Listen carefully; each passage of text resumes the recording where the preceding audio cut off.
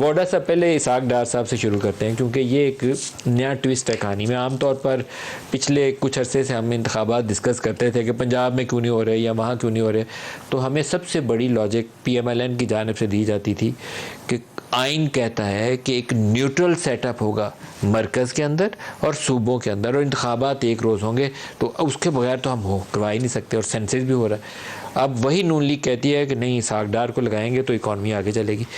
کیا اس کے اوپر تمام اسٹیک ہولڈرز اسٹیبلشمنٹس میں آن بورڈ ہیں یا نہیں ہیں؟ بہت شکریہ ندیم صاحب.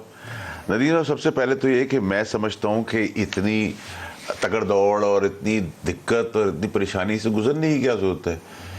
اسی گورنمنٹ کو انٹرم کا نام دے دیں, انٹرم چلا لیں, پھر اسی گورنمنٹ کو الیکٹ کر لیں اور اگلے 5 سال کے چل پڑیں.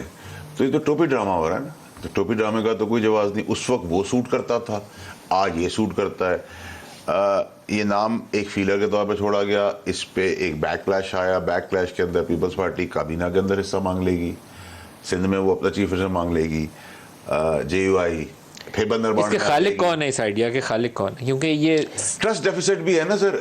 سب کو یہ لگ رہا ہے کہ شاید یہ کہیں پرولونگ گورنمنٹ نہ بن جائے تو میاں نواز شریف کے لیے ایک بفر کے طور پہ اسحاق ڈار صاحب آ جائے. تو میں سمجھتا ہوں کہ بفر کی ضرورت نہیں ہے, شہباز شریف کو چلنے دیں. تو پاکستان تو آئین ایٹ لیسٹ شہباز شریف سے اسحاق ڈار بہتر ہی چلا لے گا. یہ مجھے معلوم نہیں ہے کہ کتنا عرصہ چلے گی, لیکن کہا یہ جاتا ہے کہ نواز شریف کو یہ خوف ہے کہ جو نگران آئیں گے وہ جائیں گے نہیں, جیسے پنجاب میں. میں تو یہ کہہ رہا ہوں نا کہ اس گھبراہٹ خوف کے لیے وہ اپنا بندہ اوپر بٹھانا چاہتے ہیں. دیکھیں نا سر, میں تو یہ سوچ رہا ہوں کہ دیکھیں ندیم صاحب, جیسے سما کی اونرشپ علیم خان صاحب کے پاس ہے جی, تو پاکستان کی اونرشپ ان اے وے اسی حکومت کے پاس آ گئی ہے نا.